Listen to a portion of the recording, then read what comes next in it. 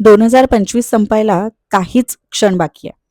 काही क्षणात वर्ष बदलेल, पण आपण तसेच राहू. प्रत्येक वर्षी एक संधी असते स्वतःचे स्वप्न पूर्ण करण्याची किंवा स्वप्न पूर्ण करण्यासाठी प्रयत्न करण्याची. एक आयुष्य ते रिसेट करण्यासाठी, नव्याने जगण्यासाठी सुरुवात कधीही करू शकतो. पण वर्ष बदलण्याचे मात्र निमित्त. ही एक दरवर्षीची नकळत मिळालेली संधी. आयुष्य पुन्हा रिस्टार्ट किंवा रिसेट करायची. चला तर मग यावर्षी थोडंसं स्वतःसाठी जगूया.